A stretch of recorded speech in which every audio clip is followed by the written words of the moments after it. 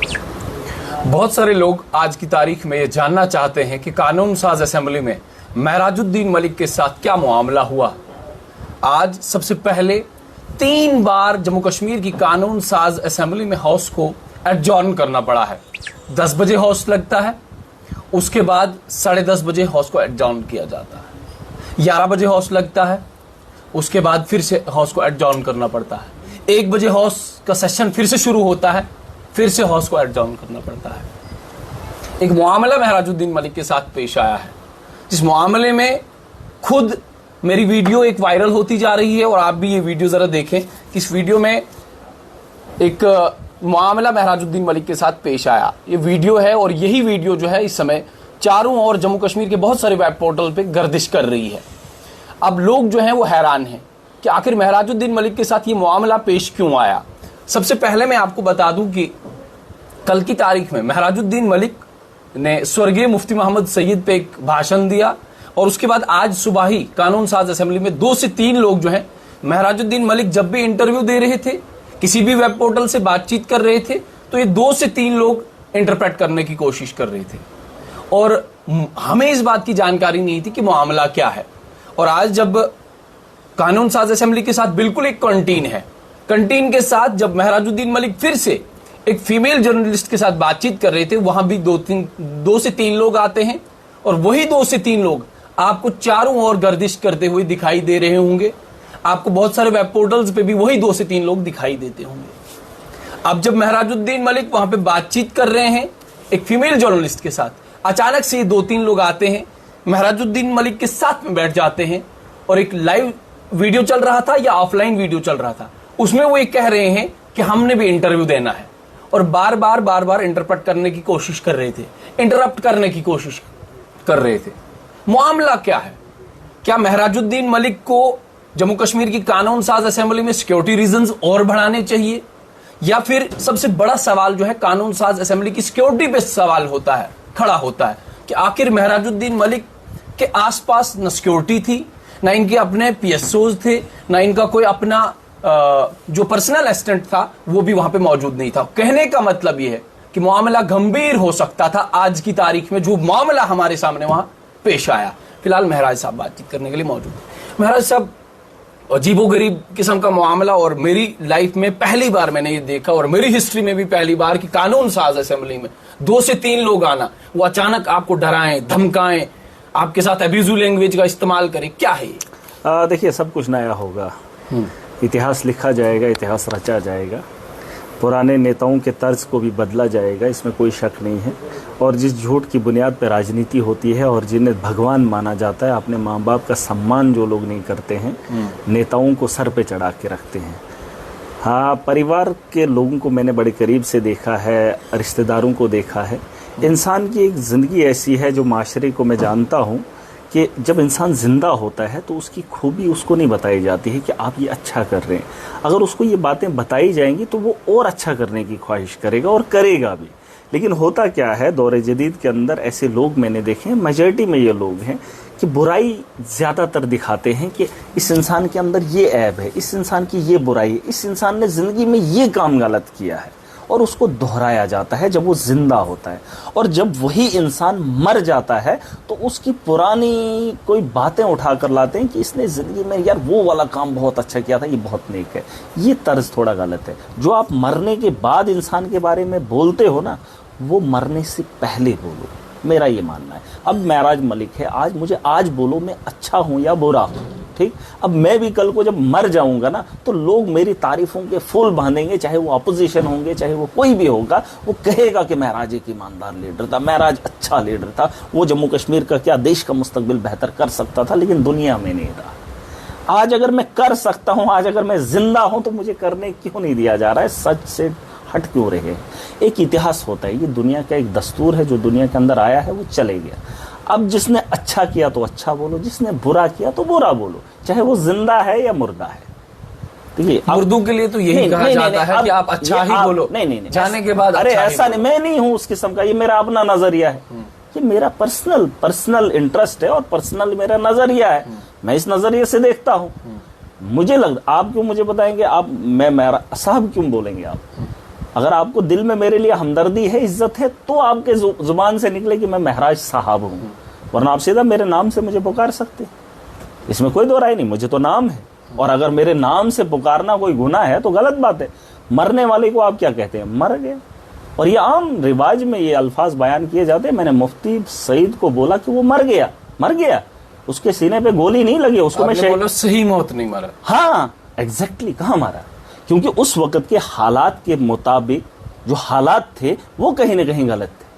और दुनिया, मैं नहीं कहता हूं, अरे मैंने अपनी आंखों से देखा है इस जमीन पे उजड़ते हुए लोगों को मरते हुए, और उनके दौर के अंदर कश्मीर के नाम पर इन्होंने बहुत धंधा किया। कश्मीर के अंदर मुस्लिम मेजॉरिटी है?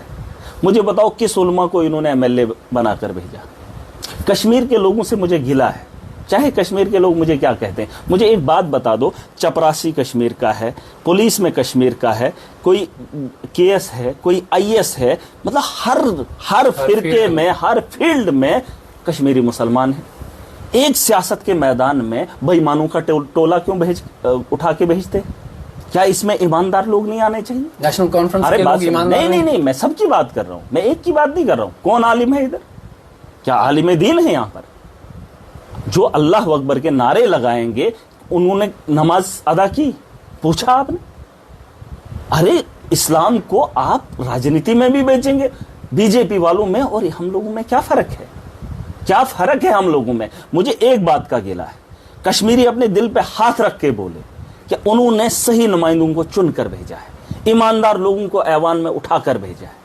क्या कश्मीर के अंदर ऐसे लोगों की कमी है, ऐसे नौजवानों की कमी है जो बेबाकी से अपनी आवाम की रहनुमाई करे? क्या कमी है? आज भी लोग देख रहे हैं, तमाशा देख रहे हैं, तमाशा हो रहा है। किस किस चीज पर मैं बात रखूं? मैं तो शर्मिंदा हूं अगर लोग मुझ पे सवाल करते हैं। मुफ्ती सईद के दौर में बीजेपी के साथ हाथ मिलाना गलती है। और मैं उसे शहीद, क्या गोली लगी थी मुफ्ती सईद को मैं शहीद कहलाऊं? उसे शहीद नहीं कह सकते, वो मरा है। वो कोई, उसको मैं क्या कहूं, कोई वली गुजरा है क्या? वक्त का वली तो नहीं है।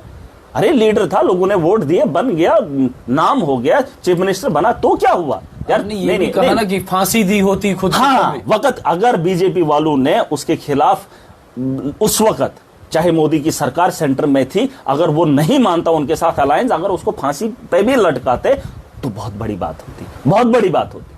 अरे मरना वैसे भी था। तो मुझे बताओ बीजेपी कमी क्या करती अगर अलायंस नहीं करता? या तो जेल में डालते या तो उसे फांसी के फंदे पे लटकाते। यही तो था। अगर इतनी जान पे बनाई थी, चीफ मिनिस्टर बनने के बाद भी मौत क्यों हुई? मेरा यह मानना है, अगर आप जिंदा हो तो जिंदा रहने का सबूत क्यों नहीं दोगे? क्यों अपनी नस्लों की बर्बादी अपने हाथों से लिखोगे? नहीं लिखनी है। कंप्रोमाइज किस बात में है? अरे आपको मुस्तकबिल तय करना है, हमारी नस्लों को बनाना है। मुझे बताओ आप घुटने क्यों टेक रहे हो और घुटनों के बल क्यों चल रहे हो, जबकि आपको आवाम ने ताकत दी है? आज भी मैं अगर बोल रहा हूं तो मुझे, मेरी आवाम का वजूद मेरे साथ है, तो मैं उस आवाम के साथ ऐसे सौदा कर दूं एक मिनट में मैं सौदा कर दूं और झुक जाऊं अपने मफाद के लिए? अपने मफाद के लिए महराज न कभी झुका है न झुकेगा। मैंने वोट भी ऐसे भीख मांगकर नहीं लिए, पैसे देकर मैंने नहीं लिए हैं। मैंने आवाम को समझाकर, उनके जज्बात को अपने अंदर डालकर उनका वजूद हासिल करके इस ऐवान में पहुंचाऊं। आपको क्या लगता है इस तर्ज के ये लोग हैं? इन्होंने, किसी ने पैसा दिया है, किसी ने शराब दिया है और आज ऐवान का हिस्सा है। जिस दिन कश्मीर के लोग, जम्मू के लोग ईमानदार लोगों को वोट की ताकत से बनाएंगे, उस दिन मुझे खुशी होगी। और ये मेरा अपना कमेंट है, मुफ्ती सईद मरा है और उसने आवाम को जो धोखा दिया है उसको मैं भूल नहीं सकता हूं। और आपको क्या लगता है उसने बीजेपी के साथ हाथ मिलाया तो मैं मान लूं? अरे क्या वक्त का वली था? अरे मेरी नस्लों को उसने बर्बाद किया, मेरी जमीनों को उसने उजाड़ा है। ख्वाह मैं कश्मीर का नहीं हूं, जम्मू का हूं, लेकिन मेरी जमीन पे काबिज अगर इस वक्त है, इस वक्त अगर हालात जम्मू कश्मीर के ऐसे हैं तो उसका सहरा उसके सर जाता है। किससे बात कर रहे हो आप? वो क्या वक्त का पता नहीं क्या? आप खुद ही बताते हो कि पास्ट को छोड़ो। नहीं, वो पास्ट बात, देखिए बात कहां से उठती है, खुद ही स्टैंड नहीं ना लेते आप एक जगह। आप कभी बोलते हैं कि पास्ट को छोड़े, हम फ्यूचर की बात करते हैं, फ्यूचर की बात, फिर आप फिर मुफ्ती सईद पे पहुंच जाते हैं। आप बात भूल रहे हैं। आप ये वो वाली वीडियो देख लीजिए कि मुफ्ती सईद का नाम मेरी जुबान से क्यों आया। आपको ये वजह जाननी है कि अगर मैंने मुफ्ती सईद की बात की है तो किस कंटेस्ट में की है। जब मैं असेंबली से बाहर आया तो लोगों ने सवाल पूछना शुरू किया, मैंने सवालों के जवाब 370 पे भी आपसे सवाल पूछे हाँ, गए। जब सवाल ये उठा कि महबूबा मुफ्ती ने ये कहा उमर अब्दुल्ला के लिए, मैं क्या उमर अब्दुल्ला का ठेकेदार हूं? ये सवाल मीडिया के लोग मुझसे क्यों पूछे? यही सवाल एनसी के लोगों से पूछते। अब अगर उमर अब्दुल्ला टूलिप गार्डन में उसी आदमी के साथ खड़ा था जिसने ये बिल लाया, तो उसका जवाब महराज क्यों दे? क्यों दे? और अगर नहीं, अगर ये कश्मीर के नौजवानों का सवाल होता, महराज जवाब देता। ये उस आदमी का सवाल था जिसने इस हालात तक पैदा किए। 370 को, बीजेपी को इस तरह, मतलब इस जम्मू कश्मीर के अंदर राज करने पे मजबूर किया, ये वही लोग हैं, ये वही मुफ्ती खानदान है, चाहे उसमें महबूबा मुफ्ती है या उसमें मुफ्ती सईद है। और उन लोगों को यह हक पूछने का नहीं है कि टूलिप गार्डन के अंदर उमर अब्दुल्ला क्यों है। क्योंकि मैंने आज एक बात कही है, एक इंटरव्यू में मैंने बताया है, ये सियासत जम्मू कश्मीर की शुरू हुई थी चावल पे और चावल पे खत्म होगी। खुलासा लोग करेंगे और वक्त आएगा, इसका जवाब आप लोगों को मिल जाएगा। देखिए, मैं इस वक्त इसलिए कर रहा हूं, लोग कहते हैं वो बड़ा आदमी था, बड़ा महान था। अब क्या महान पैदा ही नहीं होंगे? नहीं, मुफ्ती सईद के अलावा कोई महान होगा ही नहीं। मुझे बताओ, गांधी था, गांधी के अलावा फिर देश चला ही नहीं। अटल बिहारी वाजपेयी था, देश चला ही नहीं। अरे दुनिया में अभी वो लोग पैदा होंगे, वो बढ़ेंगे जो इस दुनिया को चलाएंगे, और उसमें से कौन लोग होंगे कोई पता नहीं। और मुझे लोग कहेंगे नहीं ये कुछ भी नहीं कर सकता। वक्त एक आएगा, तारीख लिख कर जाऊंगा और ऐसी तारीख रकम करूंगा जो इस देश के इतिहास में किसी सियासतदान ने लिखी नहीं होगी, और ईमानदारी का सबूत दूंगा। और सियासत को इन्होंने क्या किया है? आपको क्या लगता है? जम्मू कश्मीर की राजनीति हो या देश की राजनीति हो, ये बिजनेस है। आपको नहीं लगता? आपको नहीं लगता? अरे ये ऐसा काम था, पुण्य का काम था, सवाब का काम था, जहां नेता इंसाफ करता था, जहां नेता लोगों की बेहतरी के लिए अपनी जिंदगी देता था। अब चलिए, आज सुन लीजिए, नहीं, पास्ट नहीं, आज की बात बता रहा हूं। और सियासत का मैदान ऐसा है कि जिसके पास पैसा है वो यहां इन्वेस्ट करे और यहां से 10 गुना, 20 गुना, 100 गुना ज्यादा कमा कर जाए। इसलिए सियासत थोड़ी है। सियासत इसलिए है कि आप अपनी जिंदगी वक्फ करो और इंसानियत के लिए, अपने मुल्क के लिए, बेहतरी के लिए अपना वक्त सर्फ करो। यहां लिल्लाहियत के लिए काम करना है, इसलिए नहीं पैसा लगाओ तो रिटर्न में कितना मिलेगा। और उसी तर्ज पे स्कूल होते थे जहां से आपने लोगों को एजुकेट करना था, और उसका नाम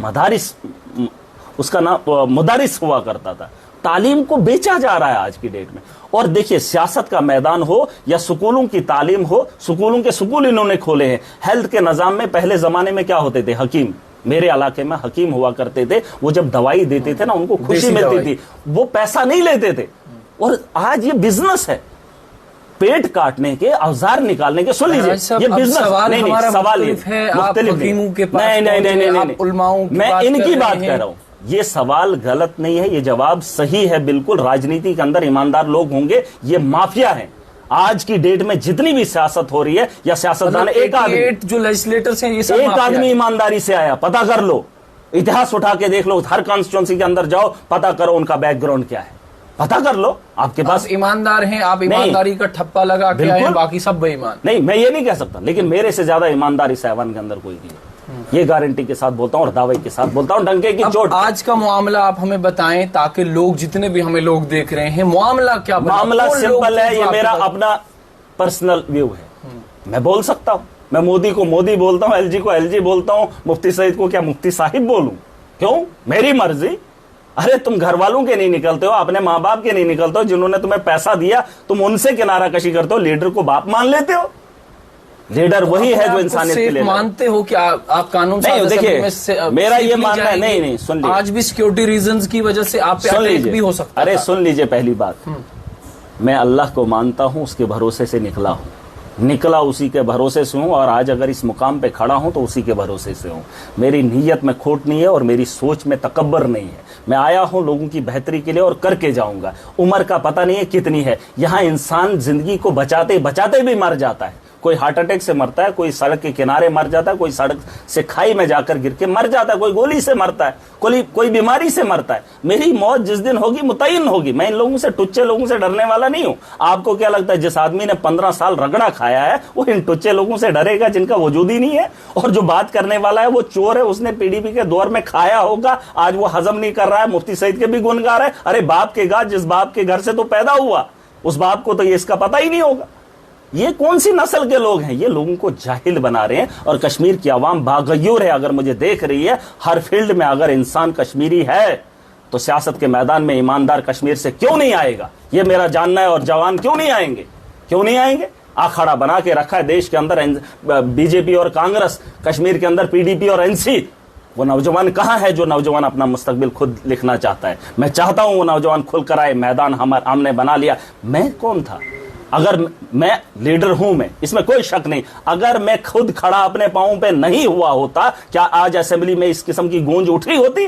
क्या लोगों के मुस्तकबिल की बात उठी होती? ये मैंने हिम्मत की है और आज जम्मू कश्मीर की असेंबली के अंदर जम्मू कश्मीर की रहनुमाई कर रहा हूं। क्या मुझे एनसी के लोग टिकट देते? क्या मुझे कांग्रेस के लोग टिकट देते? मैंने अपने पैरों पे उठकर जम्मू कश्मीर के मुस्तकबिल को बेहतर बनाने की ख्वाहिश की। और ये किसी की जागीर नहीं है। मैंने कहा असेंबली के अंदर, आपने भी देखे, कल फोटो उठा लेना, वहां पे सारे ब्लैक एंड व्हाइट चेहरे हैं, जो कुछ दुनिया में नहीं है और कुछ जिंदा है, लेकिन ब्लैक एंड व्हाइट हैं। अब जो उसकी आगे की लकीर बढ़ेगी वो कलर्ड में बढ़ेगी, और उसमें कौन लोगों का चेहरा होगा वो तुम आगे आने वाले कल सालों में देखोगे कि किन किन लोगों का चेहरा उस दीवार पे चिपकेगा। जागीर बना के रखिए, काम तो करना है नहीं किसी ने।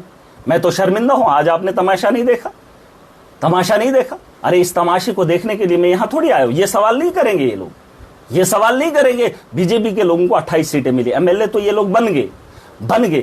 आज अगर असेंबली के अंदर रेजोल्यूशन लाए जाते, कैजुअल लेबरर्स का रेजोल्यूशन हुआ था, उसके अलावा और भी रेजोल्यूशन, 5-6 रेजोल्यूशन थे, क्वेश्चंस थे, उससे जम्मू कश्मीर के लोगों को राहत मिलती। बीजेपी वालों ने हंगामा कर दिया, स्पीकर ने एलो नहीं किया, एनसी वालों ने हंगामा शुरू कर दिया। यार मुझे समझ नहीं आ रही है, सरकार में कौन है, अपोजिशन में कौन है, और मैं किसकी रहनुमाई करूं, और अकेले कहां जाऊं? जो लोग इंतजार कर रहे हैं नहीं, नेशनल कॉन्फ्रेंस वो तो प्रोटेस्ट कर रहे हैं, वो तो स्पीकर के खिलाफ बोल रहे हैं। जब मुझे किसी ने कहा आप क्यों नहीं बोल रहे, मैंने बोला मैं किसके खिलाफ बोलूं? बीजेपी तो तालियां बजा रही है, स्पीकर बात कर रहा है तो वो तालियां वो बजा रहे। स्पीकर को एलो करना चाहिए था, आधे घंटे का डिस्कशन होना था, बाकी काम होना था, लेकिन 2 दिन हो गए, काम तमाशा कुछ भी नहीं। तो बताया जा रहा है कि वक्फ बिल पे डिस्कशन होनी चाहिए, आधा घंटा होनी चाहिए थी। अरे क्या बोलते हैं बीजेपी वालों को, क्या पता है? मोदी जो बोलता है कॉपी पेस्ट चिपका देना था इन्होंने, ये मुसलमानों की बेहतरी के लिए है, उसका जवाब उसका एवज में एनसी वालों ने बोल देना था, या 2-4 और लोग बोल देते। अरे रेत के टिप्पर को ये रोक नहीं पाए, वक्फ बिल के बारे में बात करके क्या ही उखाड़ पाते? लेकिन बात करने के लिए ये ऐवान है, और इससे बेहतर ऐवान है नहीं कोई। मुझे लगता है वक्फ बिल पे बात इससे बेहतर कहीं, इनको क्या लगता है सड़कों पे लोग उतरे और अपने हक के लिए लड़े? अरे लोगों ने चुनकर भेजा, ये लोगों की, करोड़ों लोगों की आवाज है, और इसको आप दबा नहीं सकते हैं। ये स्पीकर साहब की गलती है, उसको बोलने देना चाहिए था। वही तो मैं कह रहा था। मुझे किसी ने कहा आप भी प्रोटेस्ट करो, मैंने बोला किसके खिलाफ? कहता बीजेपी बोलने नहीं दे रही। मैंने बोला तुम ही लोग तो हंगामा कर रहे हो, स्पीकर वहां से बात रख रहा है, बीजेपी वाले ताली बजा रहे हैं, मैं किसको गाली दूं भाई? मैं किसको गाली दूं? स्पीकर एनसी का, सरकार का, वही बोल रहा है कि आप नहीं बोल सकते हो, तो रोष किससे? मेरा दोष किससे? अरे जिनसे मैं लड़ने वाला था वो तो आज आप चुपचाप करके खामोश नहीं, क्या करोगे जब 99 लोग हंगामा कर रहे हैं? एक आदमी की कौन सा स्पीकर तो सुन ही नहीं रहा है, ना वो सरकार की सुन रहा है, ना वो अपोजिशन की सुन रहा है। अपोजिशन तो खुश थी आज, क्योंकि मोदी जी बिल लेकर आए थे। और एक बात मैं बताना चाहूंगा, उमर अब्दुल्ला साहब से मेरी नाराजगी है। आज अगर जम्मू कश्मीर के अंदर सरकार थी, देखिए मैं उनकी रेस्पेक्ट करता हूं, लेकिन ऐसा है कि उन पर भरोसा था लोगों को। आज असेंबली लगी थी, थोड़ा सा बीच में गैप था, ईद थी, ईद के बाद ये जो सेशन शुरू हुआ था, यहाँ लोगों को उम्मीदें थी। आज उम्मीदों के दिन टूलिप गार्डन नहीं घूमना था। गृह मंत्री अमित शाह तो आए नहीं, गृह मंत्री घूम लेता ना। अरे हमने वोट लोगों के लिए, बात करने के लिए, उसकी सरकार में बैठे लोग तमाशा कर रहे थे। अगर वो खुद यहाँ पर होते तो यकीनन कई लोगों का मसला हल हुआ होता, तो शायद मेरे दिल को भी सुकून मिलता। मैं कश्मीर से रात के 12 बजे 1 बजे जम्मू पहुंचा, इसलिए कि कल कुछ बेहतर होगा। और कल जब सुबह गया तो तमाशा, ये अच्छी बात नहीं है। और मुझे नाराजगी हो सकता है, मेरे अलावा भी जम्मू कश्मीर के लोगों को नाराजगी इस बात की होगी, वक्त के चीफ मिनिस्टर हैं, लेकिन देखेंगे कि जम्मू कश्मीर की आवाम के साथ जो वादा किया है, क्या उस वादे पे खड़ा उतरते हैं कि नहीं। सवाल पूछे जाएंगे। मैं वक्त का इंतजार कर रहा हूं। मैंने कहा है अभी वक्त देखेगा, अगर ये लोग काम नहीं कर सकते हैं तो फिर सरकार में आने का क्या मकसद है? अरे दिल्ली के अंदर अरविंद केजरीवाल की सरकार थी, उसने तो बेहतर स्कूल बनाए, उसने तो बेहतर क्वालिटी के हॉस्पिटल बनाए, उसने फ्री बसेस सबको दी। उसने बिजली फ्री सबको दे दी, पानी सबको दिया। अरविंद जी की गलती ये थी कि उसने 5 साल के अंदर सारी चीजें दे दी, 5 साल के अंदर सारी चीजें दे दी जो उनको हजम नहीं हुई। दिल्ली के लोगों को वो चीज हजम नहीं हुई। बजट के मुताबिक यहाँ भी लोगों को राशन भी मिल रहा है, बजट के मुताबिक यहाँ भी लोगों को देखिए नहीं उतना नहीं। देखिए आपको मैं यहाँ पे बिजनेस नहीं है, जम्मू कश्मीर के अंदर बदहाली है। यहाँ पर जो मैंने कहा है सर्कुलेशन ऑफ मनी वो खत्म हुआ है। हमारे पास रेवेन्यू जनरेट करने के लिए हमारे पास कुछ भी नहीं है। यहाँ माफिया आया, जैसे मैंने सड़क की बात की, यहाँ रिंग रोड बने, यहाँ नेशनल हाईवे बने। टैक्स कब से ले रहे हैं? अभी सड़क का निर्माण भी शुरू नहीं हुआ था, रिबन भी नहीं काटा था तो टोल टैक्स लगा था, है ना? तो तब से ही ले रहे हैं, अभी भी रोड कंप्लीट नहीं हुआ। कितने सालों से टोल टैक्स लिया जा रहा है, लेकिन उस सड़क को बनाने के लिए जिस बजरी का इस्तेमाल हुआ, रेत का इस्तेमाल हुआ, उसकी रॉयल्टी भी नहीं भरी। अगर वो रॉयल्टी वक्त पे भरी होती, एलजी के शासन में 5 साल कितनी लूट हुई आप अंदाजा नहीं कर सकते। उसको आज हम रोक नहीं पाए। अब तो सरकार बनी थी, 6 महीने से माइनिंग पे लगाम कसी जानी चाहिए थी। लगभग 6 महीने के अंदर हजारों करोड़ रुपया हमने जमा कर लिया होता, लेकिन अभी भी माइनिंग लीगलाइज नहीं, तो अभी भी इलीगल तरीके से लूट खसूट हो रही है। हम नाकाम हुए, सरकार में बैठकर हम नाकाम हुए हैं, इसमें कोई दो राय नहीं है। अब वोट किसकी ओर जा रहा है मुझे नहीं पता, लेकिन मैं खुद समझ सकता हूं कि जब से मैं असेंबली में जा रहा हूं, सरकार अपना काम ईमानदारी से नहीं कर पा रही है। देखिए हमें खौफ नहीं होना चाहिए, हमारे साथ आवाम है। आज अगर सरकार खड़ी हो जाएगी तो जम्मू की आवाम भी खड़ी हो जाएगी, ख्वाह उन्होंने भाजपा को वोट दिया। स्टेटहुड जम्मू के लोग भी चाहते हैं, कश्मीर के लोग भी चाहते हैं, यह हमारा राइट है।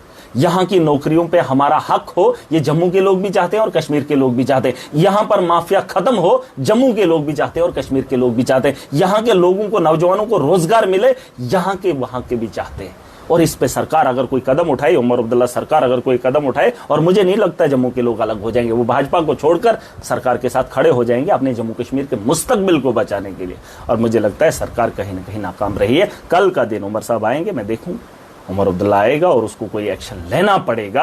अगर चुनी हुई सरकार है तो चुने हुए लोगों के लिए, उन लोगों की उम्मीदों पे कितना खड़ा उतरता है वो देखना कल की तारीख में। आप मुझे ये बताएं कि क्या आपकी सिक्योरिटी वगैरह से बात हुई है? सिक्योरिटी नहीं, लोग आपको बार बार इंटरप्ट करने की कोशिश कर रहे हैं, बार बार। देखिए वो असेंबली का मामला है, वो असेंबली के अंदर सारा मामला हुआ है, ये वो लोग तय करें। मुझे कोई परवाह नहीं है कितने टुच्चे लोग आते हैं। अब अगर आपको लगता है मैं इन चीजों से डर जाऊंगा तो फिर तो मैं मर जाऊंगा। अरे मुझे अभी लड़ना है, मुझे अभी जीना है, मैंने जीने के वसाइल पैदा करने हैं, और जब तक ना आप लड़ोगे तब तक आप जीतोगे नहीं। और 1-2 आदमी से आप डर गए, ऐसा नहीं होता है। ये माहौल चलता रहता है। कुछ गद्दार हैं जिन लोगों ने गद्दारों के साथ गद्दार खड़े हो जाएंगे। महाराज सच बोलता है और सच्चाई की बुनियाद पर राजनीति करेगा। मुझे किसी से कोई डरने की जरूरत नहीं, कोई भी डर नहीं, कोई भी खौफ नहीं। जब तक जिंदा हूं लड़ूंगा इंसानियत के लिए। मैंने अपना वजूद दे दिया। मेरे जैसे करोड़ों लोग दुनिया में आए गए। अरे महराज जिस दिन जाएगा दुनिया मातम मनाएगी। आज के दौर में भी मुझे फर्क नहीं पड़ता, वरना ऐसे भी लोग हैं जिनको मातम परिवार महीना नहीं मनाता। ऐसे भी लोग दुनिया से लखपति करोड़पति गए जिनका मातम वो अपने घर वाले साल नहीं मनाते। अगर महराज अब की बार जाएगा ना, इतिहास के पन्नों में लिखा जाएगा और कुछ वक्त तक याद किया जाएगा। मुझे क्या मौत से डराएंगे? मैंने तो अपनी आंखों के सामने नौजवानों की लाशें उठती हुई देखी है। और कश्मीर के अंदर जिनको फिक्र हो रही है कि मुफ्ती साहब सईद को क्यों बोला, अरे यहां अगर बाप ऊंची आवाज में बेटे से बात करे ना, बहू के सामने बेइज्जती करे, तो बाप के मुखालिफ खड़े हो जाते हैं, बेटा बाप के मुखालिफ खड़ा हो जाता, भाई भाई को काटने के लिए तैयार हो जाता है, लेकिन लीडर के खिलाफ बात सुनने को तैयार नहीं होता। वो लीडर जिसने कबाड़ा कर दिया और मैं उसको साहिब बुलाऊं, नहीं बोलेंगे। अरे साहिब तो मैंने आपको पहले ही बोला, मन करेगा तो महराज को साहिब बोलना, वरना महराज मेरा नाम है, महराज के नाम से मेरी पहचान है। मुझे साहिब की जरूरत नहीं है। साहिब दिल में होना चाहिए, दिमाग में नहीं, जुबान पे नहीं, और पीठ के पीछे मेरी मुखालफत नहीं। जो कहेगा मुंह के सामने। और मैंने जो मुफ्ती सईद को बोला है, ढंके की चोट पे अभी भी कह रहा हूं कि गद्दारी की है, इसमें कोई शक नहीं। और किसी को यह ना लगे कि वो उसका सपोर्टर है। मेरे यहाँ जम्मू कश्मीर है, किसी के बाप की जागीर नहीं। आपको क्या लगता है ये उसकी जागीर थी? नहीं, मेरा घर जम्मू कश्मीर में नहीं है, मेरी परवरिश जम्मू कश्मीर में नहीं है, मेरा वजूद, मेरा ये जो शरीर है ये जम्मू कश्मीर में नहीं है, और उसको इसका ठेकेदार मान लो। वाह क्या बात है, कमाल की बात है। ऐसा नहीं है, दुनिया में चले गए हैं, मरा है, गोली खाकर नहीं मरा है। कश्मीर के अंदर कितने नौजवानों की जानें गई हैं, क्या कभी बात हुई? टाफी लेने भेजे थे, मोदी जी के नेतृत्व में काम करेंगे। आज उनको तकलीफ हो रही है कि ये जो ऐसा ऐसा हो रहा है, अरे ये तुम्हारी वजह से ये हालात पैदा हुए हैं महराज ढंग के। और उन नौजवानों की बात करो, मतलब आप पीपल्स डेमोक्रेटिक पार्टी को जिम्मेदार ठहराते हो, 370 हटा तब भी उन्हीं को जिम्मेदार, केंद्र शासित प्रदेश बना तब भी उन्हीं को जिम्मेदार। देखिए मैंने कहा कि किस कंटेक्स्ट में मैंने ये बात कही, ये मैंने वजह बता दी। जिस दिन कोई और सवाल होगा तो जवाब वही होगा। इतिहास आपने भी लिखा होगा, दूसरे राइटर बहुत है। जम्मू कश्मीर के अंदर हुआ क्या है 30 साल या 50 साल या 60 साल से, सुन लीजिए मेरी बात, उसके राइटर बहुत हैं। अपने अपने तर्ज ने अपने अपने लोगों ने एक कहानी लिखी है, किताबें लिखी हैं कि जम्मू कश्मीर के अंदर ऐसे हालात थे, फिर वैसे, फिर तो शाहबनामा भी है। शाहबनामे को भी आप पढ़ लीजिए, पढ़ा है आपने, पढ़ लेना कभी। तारीख तो अलग अलग राइटर्स ने लिखी है, लेकिन मैंने जो कहा है ना वो मैंने आंखों से देखा है। अब तारीख में आप कुछ भी लिख सकते हैं, वो कुछ लिख सकता है, वो कुछ लिख सकता है, उसको समझने में दिक्कत होगी। लेकिन जो मैंने अपनी आंखों से देखा, और जिस 2014 की मैं बात कर रहा हूं, उस वक्त मैं खुद एक कैंडिडेट था। एमएलए से महराज मलिक कैंडिडेट भद्रवाह से था, मैं खुद था, मैं चुनाव लड़ा हूं उस दिन। और मुझे याद है कि उस वक्त के हालात क्या थे और किस तर्ज पे राजनीति हो रही थी, और फिर इनका खाना शाम का किस तर्ज पे किस थाली में खाया जाता था, वो वक्त भी मुझे याद है। और इनके बयानात आज भी जिंदा हैं, उठाकर देख लीजिए। तारीफों के फूल बांधने में कमी नहीं रखी थी। आज उनको कोई भी हक नहीं है सरकार से सवाल पूछने का। और उनको मैंने गलत बोला, अरे मुफ्ती सईद की बेटी की पार्टी को कश्मीर के लोगों ने धुतकार दिया, 3 पे लाकर खड़ा कर दिया। उन्होंने क्या उसको एक्सेप्ट किया? अगर एक्सेप्ट किया होता तो आज सरकार महबूबा मुफ्ती की होती। मैंने क्या गलत बोल दिया? वो मर गया। अगर वो लोग उसको शहीद मानते तो किसकी सरकार होती? अरे सरकार वोट से ही पता चलता है ना। आप अपना वजूद किसको देते? किसको देते? उसके मुखालिफ, उसकी बेटी के मुखालिफ देते। अरे वो तो उसकी औलाद थी, दे देना था उसी को। जब उसने जम्मू कश्मीर के अंदर बदलाव लाया था, फिर एनसी को क्यों वोट दिया? भाई मैंने एनसी को समर्थन इसलिए दिया, मैंने सोचा बड़ा वर्ग है, 42 सीटें दी, हो सकता है कश्मीर के लोगों का फैसला सही होगा, चलो महराज भी उसी के साथ। अरे ये तो लाखों लोगों का फैसला था। मैं एक आदमी 1 लाख कॉन्स्टिट्यूंसी के लोगों को रिप्रेजेंट करता हूं। अब मैंने कौन सा गुनाह किया कि जम्मू कश्मीर के लोगों में मेजॉरिटी वाले लोगों के साथ मैं भी खड़ा हो गया? मैंने सुना था कि जिसको 40 लोग गवाही दे दे वो ईमानदार है। यहां तो लाखों लोगों ने इनकी गवाही दी, मैं भी उस भीड़ का हिस्सा हो गया। मैंने क्या गुनाह किया, गलत किया? वरना मैं विपक्ष में रहता। अगर विपक्ष में रहता तो बीजेपी, वो कहते ये बीजेपी के साथ जुड़ा है, रहूंगा मैं अलायंस के साथ ही। लेकिन सवाल सरकार से पूछूंगा जरूर, और सरकार डंके की चोट पे होंगे। आज भी मेरे वीडियोस उठा के देख लीजिए, सरकार नहीं काम करेगी तो नाकामी गिनाएंगे। मैंने आज भी कहा कि उमर साहब को वहां नहीं जाना चाहिए था। 7 साल के बाद एक वक्त मिला था जम्मू कश्मीर के अवाम की नुमाइंदगी करने का और उनके लिए फैसला करने का। आज रेजोल्यूशन आए थे, क्वेश्चंस आए थे, लोग इस उम्मीद से थे कि हमारे लिए क्या होगा, जम्मू कश्मीर के लिए नया क्या होगा। लेकिन नया 2 दिन से जब तमाशा देखा, वो जय श्री राम के नारे लगाए, ये नारे तकबीर अल्लाह अकबर के नारे लगाए, नारे लगाने के लिए भेजा है। अरे हिंदुओं को मैं बताना चाहता हूँ, भाजपा के लोगों को, उसके असेंबली के नीचे मंदिर है, वहां भगवान को याद करो। उनको बोलता हूँ घरों में जाकर अल्लाह को शिद्दत से याद करो। अगर अल्लाह सुन ले तो फिर ये सारे तख्त ताज खत्म हो जाएंगे, जो आप चाहोगे दुनिया में हासिल कर जाओगे। लेकिन ये धर्म के नाम पे लोगों को, भगवान के नाम पे लोगों को गुमराह कर रहे हैं, उसको ठग रहे हैं। मतलब उसका नाम, कश्मीरी लोगों की कहावत है, हमारे इलाके में जब कसम खाते हैं ना लोग, ये थोड़ा मजाकिया है, दिल पे नहीं लेना। जब हमें झूठ बोलना होता है ना, झूठ, हमारे इलाके में लोग सीधा खुदा की कसम करते हैं। खुदा की कसम मैंने नहीं, हालांकि झूठ हो लेकिन करेंगे, वरना क्या है, खुदा की कसम खा, सीधा कुरान की कसम। लेकिन कश्मीरी भाई पता क्या बोलते हैं, अगर झूठ बोलना हो, सच बोलना, क्वठुक कसम, क्वठुक कसम, कामरुक कसम। आप नशो क्वठन हो इलाज, नश कामरुक इलाज। जो लोग खुदा की कसम खाते थे वो तो दुनिया से ही उठ गए ना, जो झूठी कसमें खाते। लेकिन क्वठन तिचुने इलाज, कामरस तिचुने इलाज। सच बोलो, हम पैदा हुए हैं सच्चाई के लिए, ईमानदारी के लिए, हुस्न सुलूक हमारे पास होना चाहिए। ईमान ये नहीं है कि आप अपने फिरके की रहबरी करें, ईमान वो है, इस्लाम क्या है? इस्लाम दर्ज देता है कि आप अपना किरदार दिखाओ। क्या है इनका किरदार? नफरत का बाजार करेंगे, सरों के सर कलम करेंगे, वो उससे इंसान का किरदार दिखेगा। इंसान का किरदार उसकी ईमानदारी है। और महराज को अगर लोग इस वक्त जानते हैं, मानते हैं, मैंने हथियार नहीं उठाया, मैंने अपनी ईमानदारी का सबूत दिखाया है। इसलिए महराज आज इस ऐवान की कुर्सी पे बैठा है। और जिस कुर्सी के लिए अल्ताफ बुखारी ने करोड़ों खर्च किया, मैं खुश हूं यार। अगर मेरी ईमानदारी, मेरे रब ने वादा किया है कि आप सच्चाई के रास्ते पे चलोगे, दुनिया आपके कदमों में होगी। और आज मैं देख रहा हूं खरबपति, करोड़पति तरस रहे हैं कि हम एमएलए बन जाएं, और कुछ लोग कहते हैं कि एक्सीडेंटल एमएलए है। अरे एक्सीडेंटल तो मोदी ने हद कर दी थी, कश्मीर के अंदर कोई एक एमएलए बन जाए, दुनिया की ताकत लगाई थी, अल्ताफ बुखारी नहीं बना। अरे मेरे पास तो पैसा ही नहीं था, 14 लाख में मैंने इलेक्शन लड़ा है। अरे अल्लाह की ताकत, अल्लाह की, वो मुझे जानता है, वो मुझे जानता है, इसलिए लोगों के दिलों में हमदर्दी पैदा की। और कुछ लोगों को खाम ख्याली है महराज कौन है। अरे इस मुकाम तक पहुंचने के लिए बड़े बड़े लोगों ने नाक में दम हुआ है, और इस बारे में मत सोचो। मैं ईमानदार हूं, ईमानदारी से काम करूंगा और इसी तर्ज पे चलने वाला हूं। रही बात मुफ्ती सईद की, आखिरी बार भी बोल रहा हूं, ये मेरा पर्सनल है। मैं इज्जत तभी देता हूं जब वो अगला इज्जत के काबिल होगा। अगर काबिल नहीं है तो महराज उसको दुनिया के सामने बोलेगा, चाहे वो मरा है या जिंदा। मरा है या जिंदा मुझे कोई फर्क नहीं पड़ता है। इसमें क्या होगा, मुफ्तियों का फतवा वो बता दे, लेकिन मैं हटने वाला नहीं हूं। जिसने गुनाह किया है उसे गुनाहगार महराज करार देगा, इसमें कोई शर्मिंदगी नहीं। मुझे जिसको तकलीफ होती है होने दो, लेकिन जो वक्त के हालात मैंने देखे मैं वही बयान कर रहा हूं। और तारीख के पन्नों को खोलोगे, इधर जिन जिन लोगों ने किया है, मैंने उसकी एक छोटी सी मिसाल दी है। बातसपेट बैठे, बातसपेट गैस खत्म। चलिए, बहुत बहुत शुक्रिया। महराजुद्दीन मलिक हमारे साथ बातचीत करने के लिए मौजूद थे। जो हंगामा आज कानून साज असेंबली में हुआ, आपने वो तमाशा देख लिया। फिलहाल सूरत हाल ये कि महराजुद्दीन मलिक एक बार फिर से मुफ्ती सैयद के लिए ये कह रहे हैं कि वो मर गया है, वो शहीद नहीं है।